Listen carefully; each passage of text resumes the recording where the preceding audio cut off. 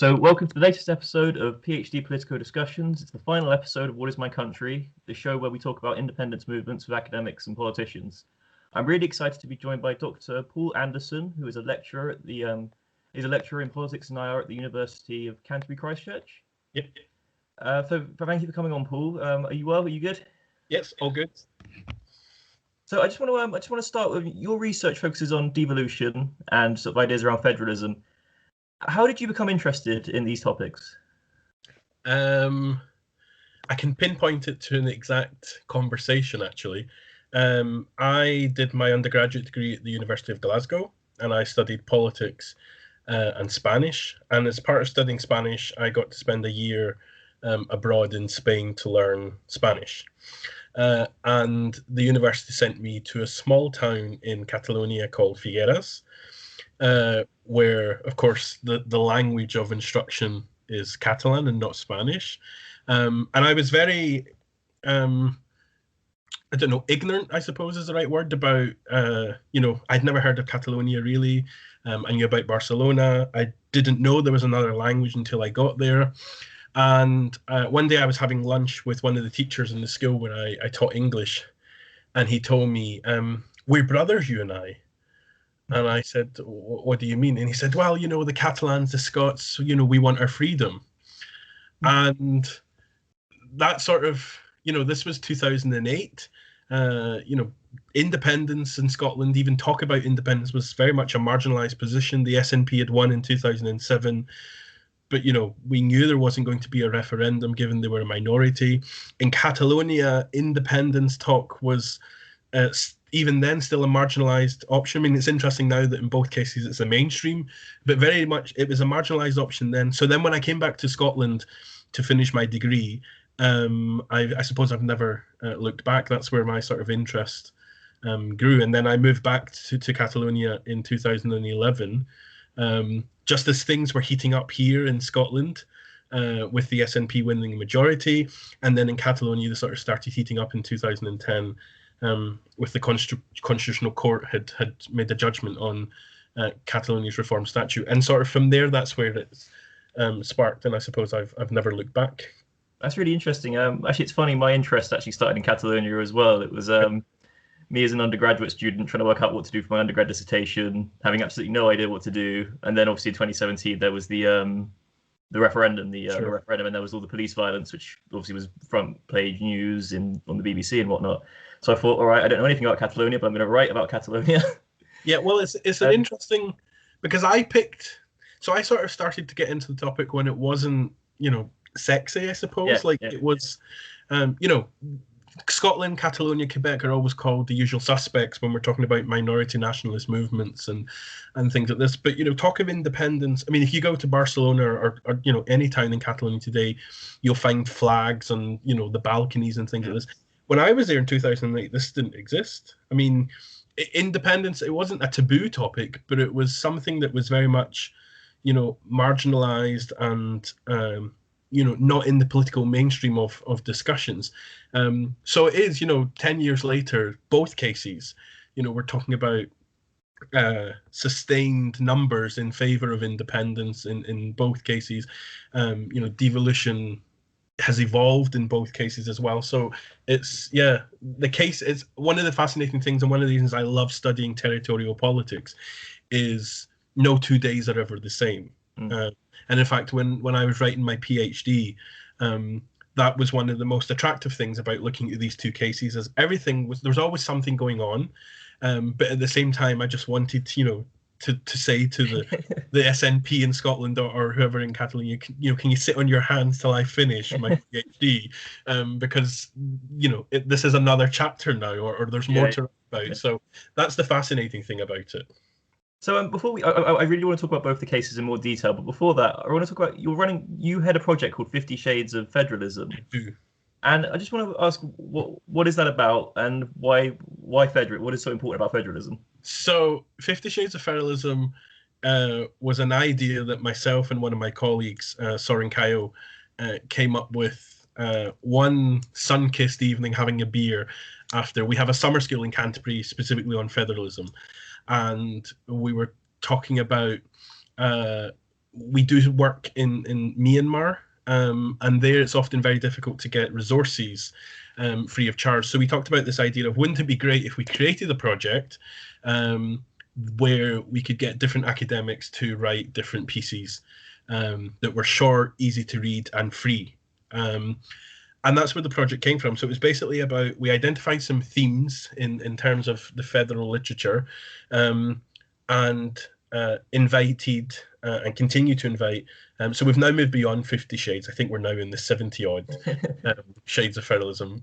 But we basically invite different academics to write different pieces about theory. So federal, we started off with this idea of what is federalism, why is it important, how is it used, also looking at specific cases, but also wider issues around, well, some cases have devolution, some cases talk about decentralization, we have secession and independence movements in some, you have other things like fiscal federalism. And then also we started to look at, we got authors to write about specific policy as well. So, what is health policy in a federal state? Like, and for instance, recently we published a couple of things on coronavirus, because as we've seen even in the UK, I think a lot of people through coronavirus began to realise what devolution actually meant. Including, I think, some politicians in Westminster who've talked about it for 20 years, but only now have grasped what devolution means. So basically, 50 Shades of Federalism is a project that for people to sort of read these short articles. And it's actually, it started out as this idea that's growing now. So we have translations in French, Spanish, Catalan, Burmese, and I think Filipino as well, potentially. So it's sort of this idea of, it's a project that's global as well in its focus. And I suppose why federalism? Federalism is a sort of topic that has grown not only in academic literature, but in politics as well. There's lots of federal ideas mooted to deal, particularly what I'm interested in is this idea of as a tool of conflict resolution. And that goes, devolution and decentralization as well can be used for this, which is as a sort of tool as a tool of accommodation, or things that I'm interested in is using federalism as a tool to empower minority groups. It's not just about accommodating them and getting them to shut up. It's actually about giving them tools to protect their national interests, promote them, and things like this. So that's sort of where, and there's lots of misunderstandings about what federalism is, and so sort of part of the idea of the project around was to try and sort of myth bust some of these misconceptions about sort of people's understandings, and also bring the academic together with the empirical, and make it sort of easy to understand and provide easy access. Could you give an example of a misconception that people have? Is there an obvious one that people? Federalism will lead to state disintegration. This is, I say misconception, this is an ongoing debate in the academic literature. So, those viewers that are familiar with this will know that we have this idea of a paradox of federalism, where on the one hand you could say, we'll use Scotland as an example, even with devolution, that devolution has increased desire for independence in Scotland. Or on the other hand, you could say the absence of devolution could have created the desire for independence in Scotland. So it's this sort of, there's an ongoing perception that there's obviously two sides to this coin, but for many, let's say, anti-federalists, the idea is that, no, if we have federalism, the state would disintegrate and we'd end up with this balkanization. And there's, I suppose, good reason to look at that. If you look at former states where the federal idea was mooted, and I use the word mooted there because it wasn't, people, for example, talk about Iraq and say, well, federalism has failed in Iraq, and actually there's some good academic literature out there that's saying actually federalism hasn't been tried properly in Iraq. So I think that's one of the misconceptions around it, that it's, and I'm not here to say federalism is a panacea that would solve all problems. It certainly isn't. But if you look nowadays at peace agreements and peace discussions in countries that have problems, some aspect of federalism is almost always present. Is part of the problem defining federalism, in the sense that it can mean different. It can mean different things in different countries. You also have other concepts such as confederalism as well, which who even knows what that means? I've seen so many different definitions of what confederation is. Exactly, there is a lot of confusion around it, and actually, Michael Burgess, the late Michael Burgess, who was sort of involved in the Canterbury Summer School at the University of Kent, and was a good friend of ours and the program we have at Politics at Christ Church. He is probably one of the leading authorities on federalism, and he would always say there is no such thing as federal theory. You know, it's very hard to pinpoint that, and there's ongoing literature today about, you know, is this idea of, I know what federalism is when I see it, but it's very hard to sort of pin. So I think that is part of the problem. And of course, one of the interesting things, even if we bring it back to the UK debate, is one of the sort of famous interactions around, or sort of legacies of Thatcherism, is the idea of, and I suppose what precipitated Brexit and the ongoing discussions we have today, is this idea of a European federal superstate, that Britain should assert its authority and not give power away to Europe. And so it was this idea of a centralization of power in Brussels. And in fact, if you look at the Liberal Democrats, or now Scottish Labour, are talking about federalism, it's actually about decentralising power. It's about moving power downwards. So even in the UK, we have this sort of two ways of looking at what federalism is. For many, it's about giving power upwards, so to supranational bodies and centralising it. And then for others, it's about downwards and decentralizing. So even then you have, and that's not a misconception, it's just the different ways that people have used federalism to further their causes, or that they're using it to sort of get what they want politically or ideologically. And that, I've always found that one of the interesting dynamics in the British debate about it. And not to mention the fact that Britain has been instrumental in securing federalism. You know, in many former countries of the British Empire, federalism, you know, exists in Australia, in Canada, in many other African countries, and Britain has been instrumental in securing that, but not at home, please. We're too British for federalism. What do you think? I mean, I would like to ask about the UK concept, because I mean, it's something which it almost used to be. I don't know if you agree. It almost used to be seen as sort of a dirty word in Britain. You couldn't have a federal UK. And it's, I mean, the Liberal Democrats always had the policy, but they always seem to, they don't really talk about it, because I don't think it's a very sexy policy to talk about. And it's become like Labour are talking about it more. But why do you think it's struggled to gain real sort of traction in the UK compared to other European countries? The F word. I suppose a lot of it, I think it has its roots in some of the arguments around that Thatcher was making around political union. And I think this was debates that were rehearsed again in the Brexit referendum of, you know, in the 1970s, the idea of the European Union was missold to the public about, you know, economic union versus political union. And I think that has tainted part of the debate in the UK. But I suppose that the sort of fundamental principle where it falls down is the idea of parliamentary sovereignty. In a federation, or even in a federal state, sovereignty is divided, and you don't have that. That idea is alien to the UK. You know, we have devolution, but the Scottish and Welsh parliaments and the Northern Irish Assembly are inferior to Westminster, because it's a Westminster Parliament that retains sovereignty. And so I think that's where the idea also falls down. But I think also, if you look at proposals by the Liberal Democrats, you know, Scottish Labour came out in favour of federalism a few years ago, and now, you know, Keir Starmer is much more federalist than, let's say, Corbyn was. The proposals fall down because of a lack of detail. I mean, this has been Liberal Democrat policy for many years. The Liberal Democrats themselves are a federalised party, but yet they don't have answers to the big questions. What happens to England?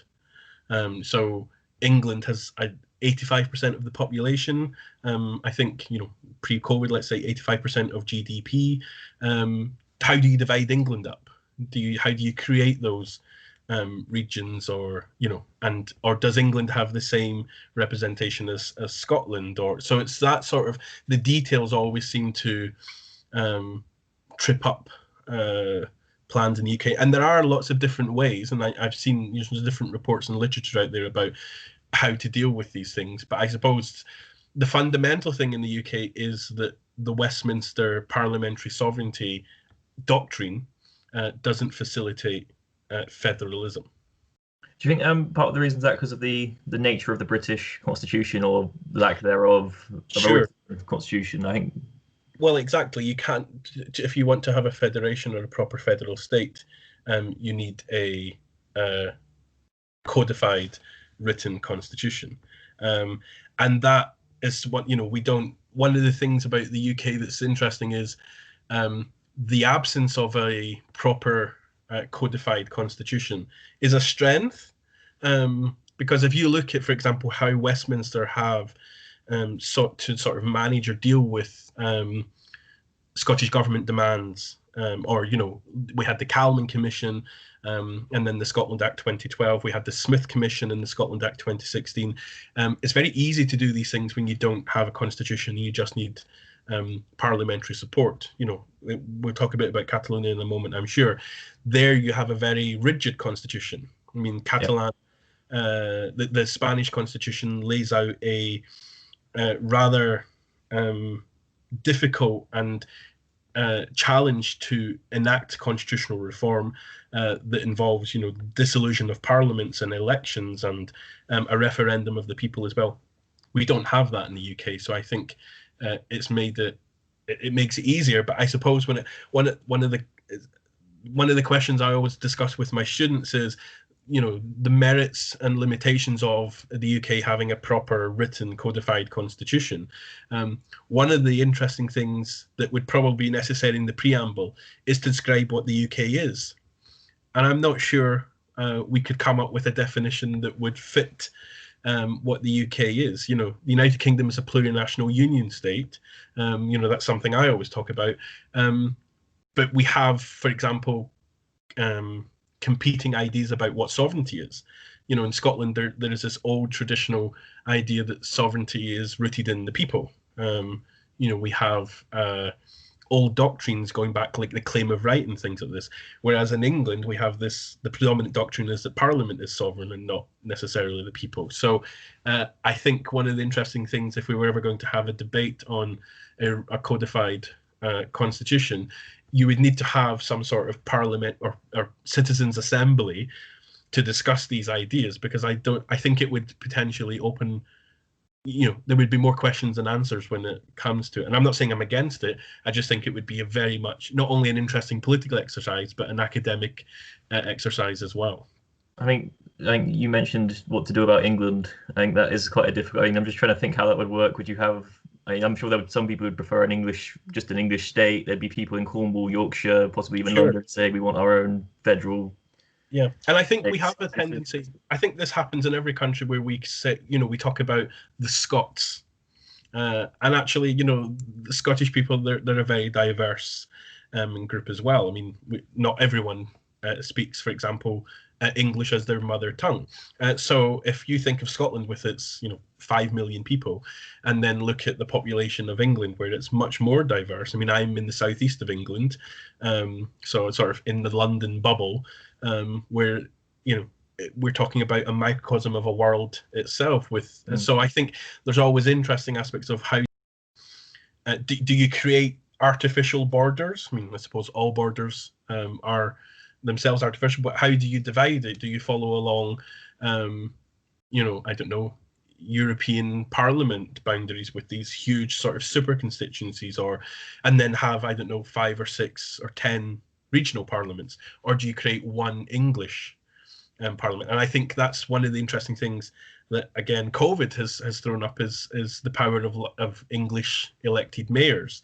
The tussle between Andy Burnham and Boris Johnson over COVID payments and things, I think has spotlighted the sort of lack of power perhaps that mayors have, but also to a certain extent has increased their public image as well.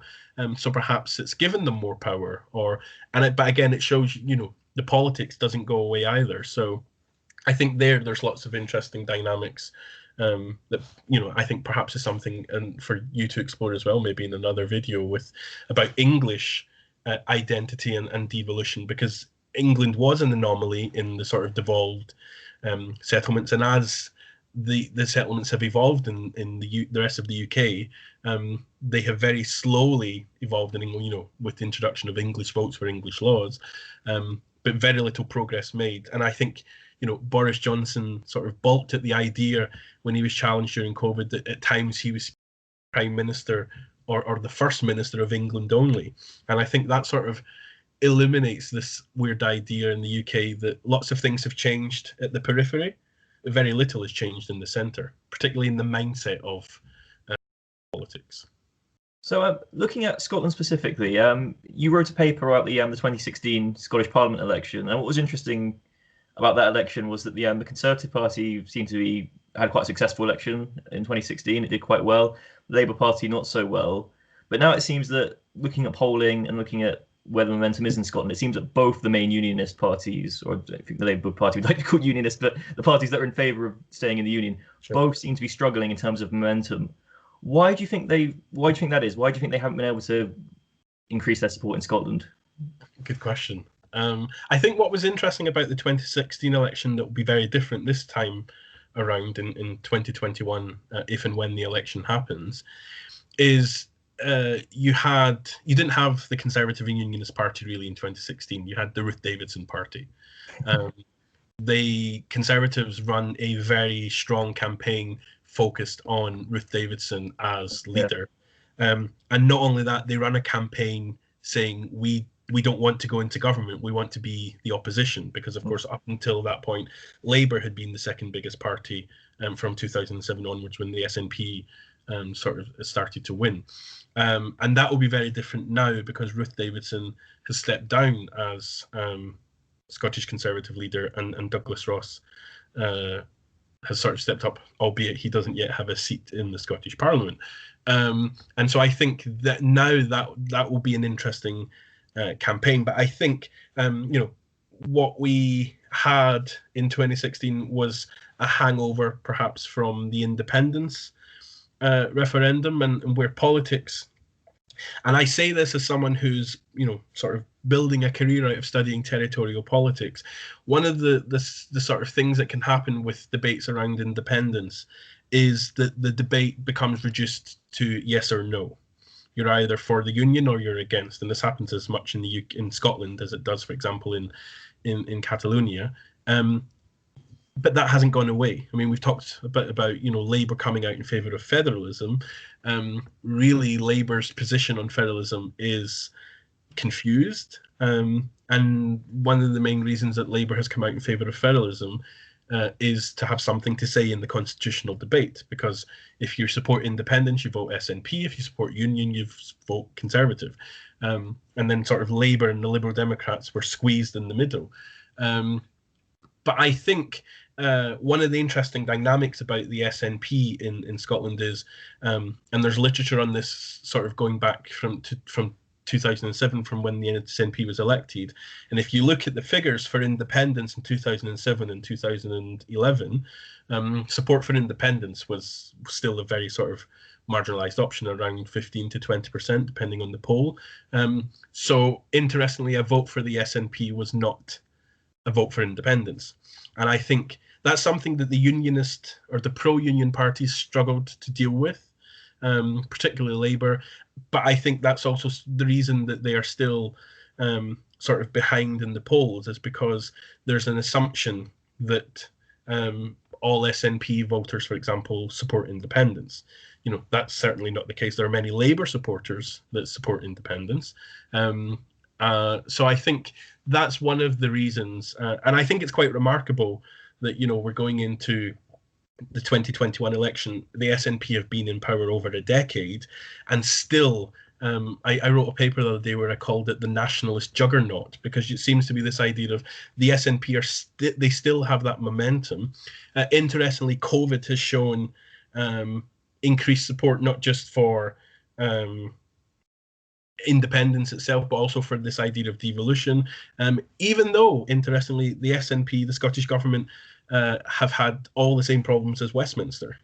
Excess deaths in care home, problems around test and trace, around testing capacity in the beginning, PPE, but they seem to have dealt with, according to the public's perception, dealt with the issue in a much more mature way, or Nicola Sturgeon has communicated it better.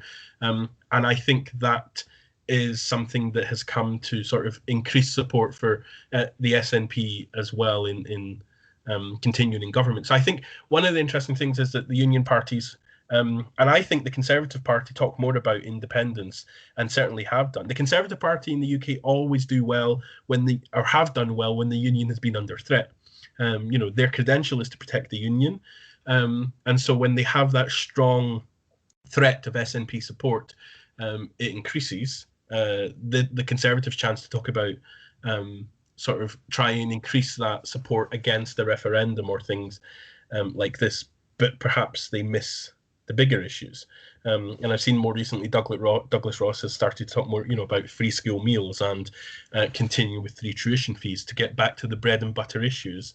But I think that the union parties sort of have struggled to cut through that dynamic and have focused maybe too much on the constitution, whilst at the same time accusing the SNP of focusing only on the constitution. I was going to say, that was that's something I've noticed actually in recent months. Whenever a Conservative member, an SNP member, run up at a politics show or having a debate, the Tory line always seems to be, you don't care about anything except independence. You only talk about independence, which is a point you can make. It's maybe a fair point to some extent, but yep. The problem with that is then your argument is that they only talk about independence, but that in itself is an argument relating to independence. Sure, and I think, I feel like I'm talking about COVID a lot here, but I think that's one of the interesting dynamics that threw up. Devolution allows, and to a certain extent even encourages, different parts of the country to go in the right direction. I mean, one of the sort of terms around devolution in the 90s that was bandied around was Scottish solutions to Scottish problems. It was about allowing the government to tailor specific policy to do that. And, you take the SNP, the Scottish government's policy on minimum pricing of alcohol. It's very much bolstered by the fact that there is a problem in Scotland around alcoholism, so this would solve it. Devolution there is that's what it's for. So around, post lockdown in the first phase of the pandemic, when the Welsh, Northern Irish and Scottish governments started to diverge, that's basically devolution in action. But there was a lot of talk, particularly from unionist politicians in Westminster about, and even to a certain extent in Scotland, about the SNP and the Scottish government choosing to do it differently just because they could do it differently. And I think often that's basically what I'm talking about with this sort of reduction to you're either for the union or against, you're for independence or not, that you sort of miss the nuances in politics and arguments as well. So as you say, there's merit to say, I'm sure there are many SNP supporters and politicians that say, look how well we've handled COVID in comparison to elsewhere in the UK. Imagine what it would be like if we were independent. But at the same time, you have Boris Johnson talking about the might of the union and the might of the military and how good, Scotland has done so well out of the union because during the pandemic and things like this. So both sides here, you have a minority nationalist movement and a majority or state nationalist movement fighting sort of the same battle but through their own sort of different prisms. And I find that very interesting as well. You said about the criticisms of doing things differently from Westminster. I actually think I think there's been more attacks on Wales than Scotland, actually. And it's interesting because obviously Wales doesn't have a pro-independence government. It has a Labour government, which obviously... So I find that quite interesting that it seems that Wales is the one that seems to be getting more of a kicking from especially English MPs who don't like it. But again, I think that comes from the party politics of the pandemic didn't go away. And I think they were masked in the first phase when you had, COBRA and the action plan, all the four governments working together, unprecedented. And really, I also look at intergovernmental relations in my research, how the different governments work together. And, anyone who's looked at intergovernmental relations over Brexit, it's pretty depressing that these governments can't get in a room and agree things amicably. So the COVID pandemic in the beginning showed that they could. when it was necessary, they did, and then it started to diverge, and then the party politics started to come. You have Jacob Rees-Mogg as a Conservative in Westminster saying, well, the reason you have these problems in Wales is because you have a socialist government, and of course, so the party politics come back, and that's when things. But again, I think it comes back to not that Wales has done it differently or Scotland's done it differently. It comes back to a lack of knowledge about devolution in. I think one thing this is a personal story about my gran. Whenever the news is on, she always complains about the fact that there's different rules in these different nations and it gets confusing. And I sort of say to her, well, if you look at almost every country in Europe, almost every sort of democratic country on earth, that's just how it's done. You have different rules in different regions. It's not, but it's just interesting. I think obviously because she's older, she's obviously most of her life, the UK has been one uniform state. So I just find that interesting that. But interesting. I mean, I'll give you a story of my granny called me and said, when we went into second lockdown and furlough was extended till March, my granny called me and said, you see, as soon as London goes into lockdown, Scotland benefits. And so it works that other way of, where her perception was, Scotland is only now going to get 80% furlough because London's gone. So it's that sort of, I think that's where devolution shows you that, this idea of creating a parliament that's closer to the people. I sort of live just outside Glasgow, and for my family, Westminster and London is alien to them because it's so far away, whereas Edinburgh and the Scottish Parliament is much closer. And we've had the Parliament for 20 years, 2 decades of devolution. So, I'm a devolution baby type thing. I've grown up with having a Scottish Parliament. So I think that's where, but I teach about Scottish politics in an English university, and I'm always challenged about, well, why is higher education free in Scotland and not in England? And there's you will find these differences, but as you say, you will find that in all federations throughout the world and all sort of devolved and decentralized states as well. But I just think when you get a pandemic, it illuminates it more. So I really want to move on to Catalonia because obviously half an hour in, and I really want to talk about Catalonia because it hasn't been talked about much on this program, and it's such a big case. So going all the way back to, let's say, the year 2000, there was a paper by Michael Keating on Galician, Basque, and Catalan nationalism, and he looked at each of the cases. And one of the things which I was reading this for my PhD lit review, he said that Catalan successionism was the least radical of the three. Within each nationalist movement, the successionism and nationalism, it was the most sort of moderate autonomous. Clearly, that's not the case anymore 20 years later. So what happened? How did it change so rapidly? Yeah, I mean, one of the fascinating things about, I suppose when we're talking about nationalist movements, I think one of the caveats is always, there's always a danger of talking about, a homogenous nationalist movement. And that's, not the case in many places. And I think Catalonia was one of them where you have and especially now, you have a very sort of heterogeneous movement that nowadays is made up, one of the interests in Scotland, independence is sort of around the centre left of the ideological spectrum. In Catalonia, it crosses it from far left to centre right, which is one of the fascinating things about it. But one of the interesting things, if you talk about independentism or secessionism in Spain, most people would think of ETA and Basque sort of nationalism and the terrorist movement around that, whereas Catalan nationalism was very much pro-autonomy.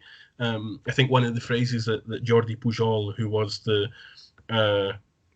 president of the Catalan autonomous community for 23 years, I think, he talked about creating a great Catalonia within a great Spain, around this idea of pursuing autonomy, support for Catalan independence around at the end of the Franco dictatorship was in the single digits. What has sort of changed that, I suppose, is a multitude of factors, but the sort of principal factor here was the reform of the Catalan Statute of Autonomy. The Spanish government that was elected in 2004 under Zapatero committed to allowing the autonomous communities in Spain, as they're called, to reform their statutes if they wanted. The Catalan government at that time had changed in 2003 to a sort of coalition of 3 different parties. that undertook the reform, and the reform was sort of filleted already by the Spanish Parliament before it went to a referendum in Catalonia, was approved by a referendum in Catalonia, albeit one of the main parties, the Esquerra, the main political party, or one of the main parties in the coalition, pulled its support at the last minute, saying that the changes were too much for it to continue to support. And that sort of released, once the referendum happened, then the main opposition party, the Partido-Popular, sort of instigated this campaign against the statute. It collected signatures on a petition against it. It referred it to the Constitutional Court, as did other autonomous communities. And that sort of precipitated a sort of wave of anti-Catalanism and sort of opposition towards further deepening the sort of decentralization project in Spain. And from there, support for independence sort of grew from there. There's ongoing discussion about whether or not the Catalan independence movement is top-down or bottom-up. So bottom-up, of course, is what most people will be familiar with the protests in the street and, large demonstrations on the 11th of September, which is the national day in support of independence. But at the same time, from the top level, you had pro-autonomy parties becoming pro-sovereignty, and so able to use the powers that they have as a government to engender ongoing conversation. But the main sort of factor was around the sort of filleting of the statute, and then the Constitutional Court's decision in 2010, which upheld some of the reform statute, but changed and nullified other articles, and then sort of the general anti-devolution feeling that was peddled by the Partido Popular sort of government between 2000 and 2004, and then sort of in opposition from then as well. And I think at that moment, many Catalans started to think that their idea of what Spain was had been rejected by the Constitutional Court. And when I was doing interviews for my PhD, one of the interviewees told me it became clear for many people that independence was much easier than changing Spain from within. And I think from there, sort of support for independence started to increase. So I would say the statute is probably the main event.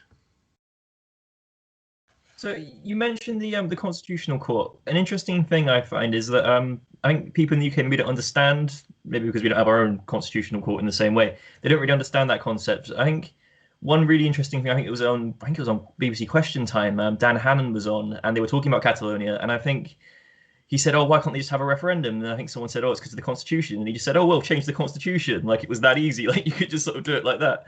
And maybe explain why can't you explain why it's such in Spain because of how the Spanish state functions? So the Spanish Constitution sort of prohibits secession. And, this, you will find most constitutions, if they don't have a specific non-secession clause, they will have some sort of elements that prohibit secession. So, for example, in Germany, you have this constitutional principle of Bundessteuer. And I apologize for my German pronunciation, it's not a language I speak, which is this idea of loyalty, that no lander, so no subnational unit in Germany would do anything that would harm the state. And I suppose that in itself could be read as a sort of non-secession clause. But the Spanish Constitution says that Spain is an indivisible nation. And so therefore, the idea of a referendum on Catalan independence is outside the Constitution and not to be discussed. And that is one of the issues. Whether or not you agree with or whether or not you support secession or not, if the response, and this was basically the Spanish response under the Rajoy government until 2018, which was the Constitution says no, so we can't even discuss it. I think that also has sort of precipitated increased support for independence. That's an interesting route that perhaps we're now going to see in the UK. Theresa May said now is not the time. Boris Johnson said no, this isn't, a generation hasn't passed. we're sort of now going down that route of if the central government says no, what should the sort of subnational governments do? And of course, the Catalan referendum in 2017 didn't work. The unilateral referendum failed. And Catalonia isn't an independent republic as it wants to be. So I think that's one of the main sort of differences here, is that you have a constitution that in effect prohibits secession. Now, as you mentioned, you can change that constitution, but if you look at, I think it's Article 168 of the Spanish Constitution, which allows you to change it, it's a very cumbersome process that. If I'm not mistaken.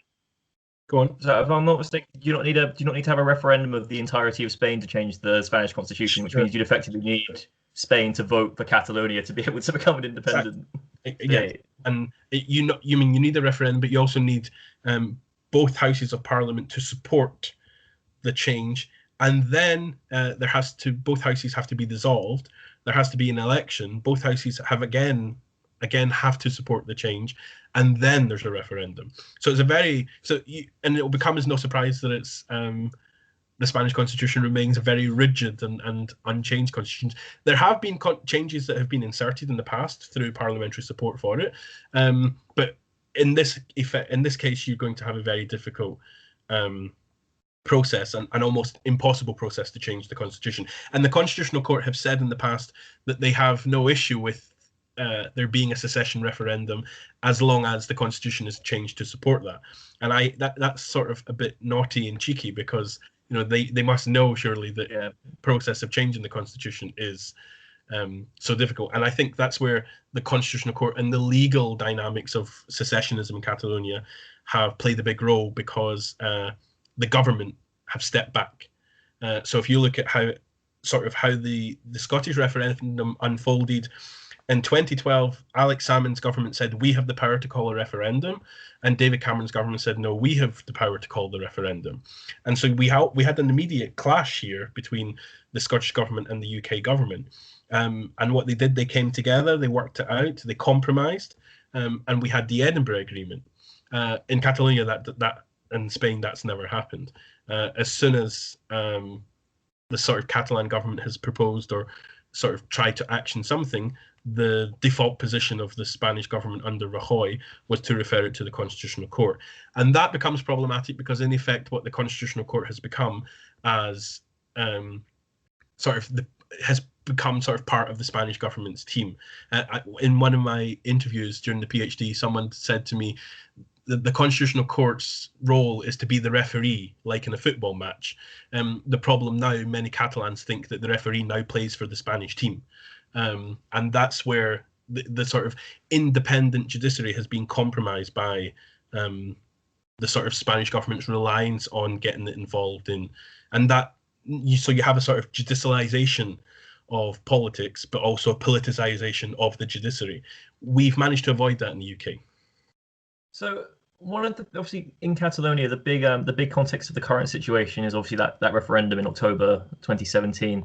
Were you in Catalonia while that was taking place, doing a PhD? No, I was here in the UK. Okay.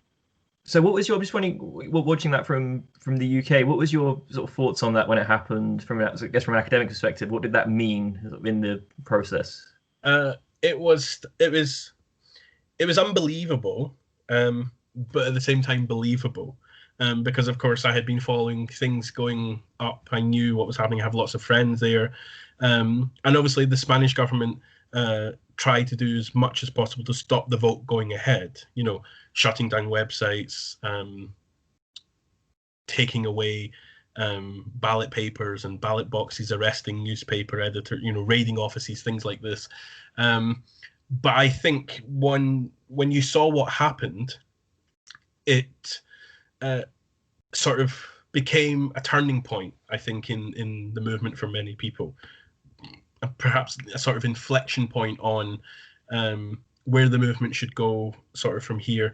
And I think, for any Democrat, irrespective of where you stand in favor or against secessionism in general, when you see a police force using force to stop people from voting, an extreme force here, then it's quite upsetting and becomes very sort of problematic.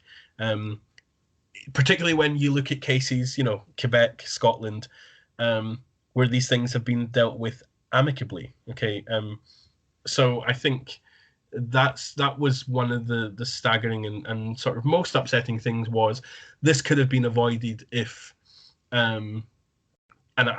if both sides could get into a room and discuss these things. And I think fault lies, of course, with, you can pick faults in the strategies of all the movements. Should the Catalan government have followed ahead with the referendum? Should the Spanish government have sought to impede it or use the tactics that it did? There's no right or wrong, or I say there's answers here on both sides depending on how you look at it. But for me, it was, this could have been avoided had things not have escalated to this point. And I think it had potentially the opposite effect of what the Spanish government had. I have a very good friend who is a pro-union, would never vote for independence, and but decided that day she would go and vote. She wanted to go and vote against independence and was attacked by the police. And she sent me a voice note that night saying, "I'm more independent now than I've ever been." So I think also although the numbers in favour of independence have sort of fallen in recent years, but I think for a lot of people it was this idea of, it basically personified why they wanted independence. And I think the Spanish government played the wrong card there by pursuing that approach. It had the opposite effect to what they wanted.